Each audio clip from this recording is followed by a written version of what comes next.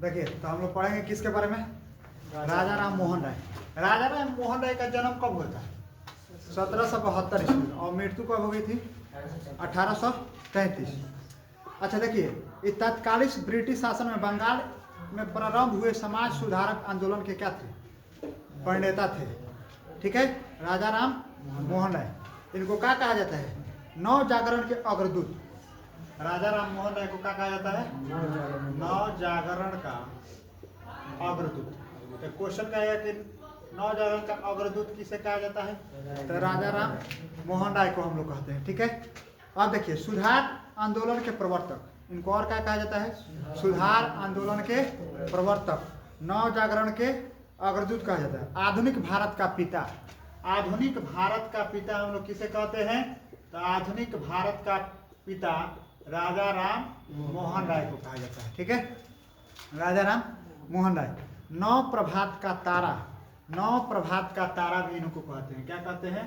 नव प्रभात का तारा। तो नव प्रभात का तारा किसे कहा जाता है? राजा राम मोहन राय। देखो का 4 गो नाम याद रखो। पहले का नव जागरण के अग्रदूत, ठीक है, उसके बाद सुधार आंदोलन के प्रवर्तक और आधुनिक भारत का पिता, नव प्रभात का क्या कहा जाता है? तारा कहा जाता है। अच्छा, इनका जन्म कब हुआ था? तो 22 मई 1700। 22 जन्म कब हुआ था? जन्म 22 मई 1772। अच्छा, 22 मई से कुछ याद आ रहा है? 22 अप्रैल को हम लोग क्या मनाते हैं? क्या मनाते हैं? पृथ्वी दिवस। और 22 मार्च को जल दिवस और बिहार दिवस बना।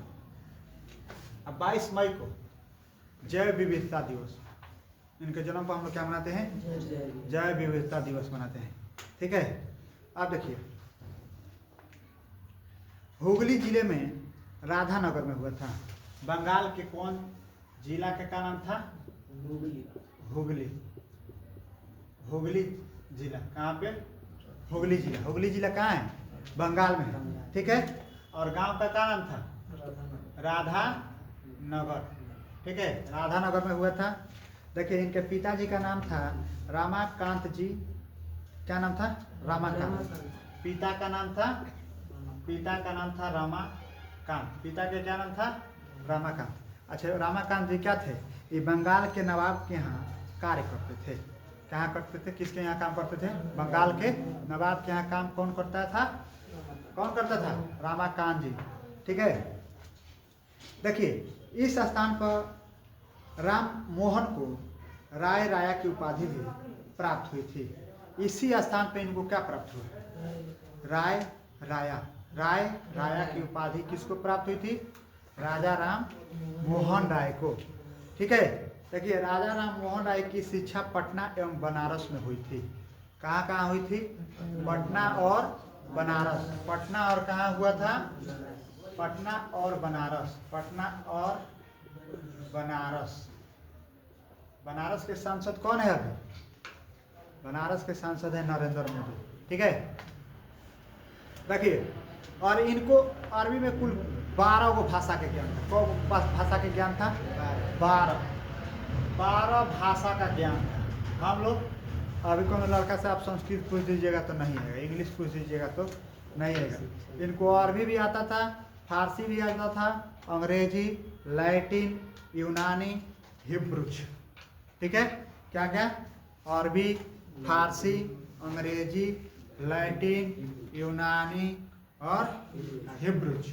ठीक है, देखिए, राजा राम मोहन राय ने अल्पायु 16 वर्ष की अवस्था में विद्रोही प्रवृत्ति अपनाते हुए हिंदू धर्म में मूर्ति पूजा का विरोध किया। ठीक है, 16 वर्ष में क्या करने लगे? मूर्ति पूजा का विरोध करने लगे। कौन? राजा राम मोहन राय। मूर्ति पूजा। ठीक है, तो देखिए, मूर्ति पूजा का विरोध करने लगे। ठीक है ना, और 1803 में पिता रामाकांत राय, ठीक है, रामाकांत राय जी की क्या हुआ? ठीक है, 1803 में क्या हुआ? रामाकांत राय की क्या मृत्यु, ठीक है, रामाकांत राय की मृत्यु, ठीक है। और पश्चात कंपनी में जॉन डिग्बी के दीवाने बने थे। ये जॉन डिग्बी के क्या थे? दीवाने थे, दीवान, जॉन डिग्बी के दीवान थे। और यहाँ 1814 तक कार्य किया था, ठीक है। कब तक लिए कार्य किए थे? 1814 तक।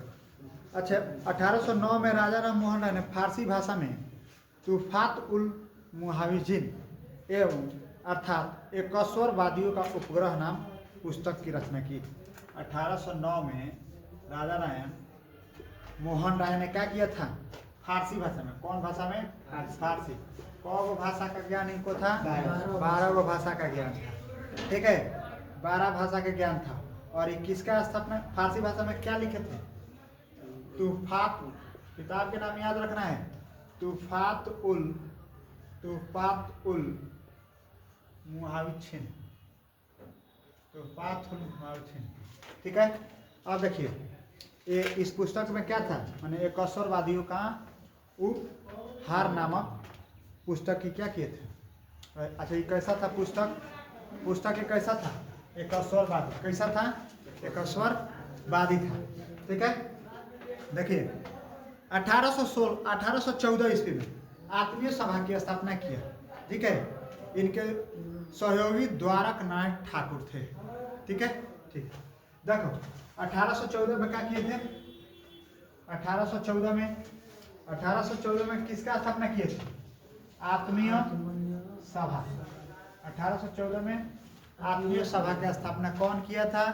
तो राजा राम मोहन राय। इनकी सहायता कौन कर रहे थे? द्वारक नाथ ठाकुर। द्वारक नाथ ठाकुर सहायता कौन किया था? द्वारक नाथ ठाकुर। द्वारक नाथ ठाकुर इसकी क्या किए थे? सहायता। तो क्वेश्चन करेगा कि आत्मीय सभा की स्थापना कब किया गया था? तो 1814 ईस्वी में किया गया था, ठीक है। देखिए 1821 कब? 1821 की बात किए थे। कलकत्ता में यूनिटेरियल कमेटी की स्थापना किए। यूनिटेरियल कौन चीज की स्थापना किए? कलकत्ता। कलकत्ता किस नदी के किनारे है? हुगली नदी के किनारे है। कलकत्ता में किसकी स्थापना किए थे? Unitarian committee.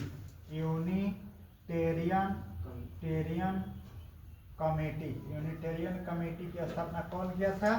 तो राजा राम मोहन राय, ठीक है। देखिए उसके बाद से 20 अगस्त 1828 में ब्रह्म समाज की स्थापना किए। 20 अगस्त 1828, 20 अगस्त 1828 किसकी स्थापना किए थे? ब्रह्म समाज। ब्रह्म समाज। ब्रह्म समाज की स्थापना कब किए थे? 20 अगस्त।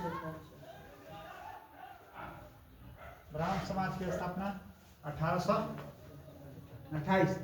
इस इनको प्रारंभ में ब्रह्म समाज कहा गया, किंतु कालांतर में यह ब्रह्म समाज की, ठीक है, ब्रह्म सभा था। शुरू में क्या कहें? ब्रह्म सभा, लेकिन बाद में इसका क्या नाम हो गया? ब्रह्म समाज। बाद में क्या नाम हो गया? ब्रह्म समाज हो गया, ठीक है। आप देखिए ये तो मूर्ति पूजा करते थे नहीं, ठीक है।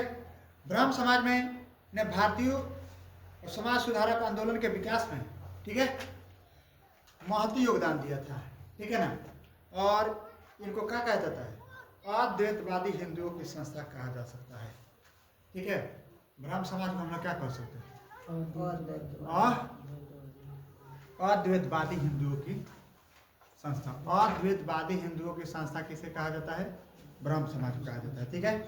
ब्रह्म समाज में मूर्ति पूजा, अवतारवाद, बहुदेशवाद, पुरोहितवाद इत्यादि का खंडन किया गया था, ठीक है।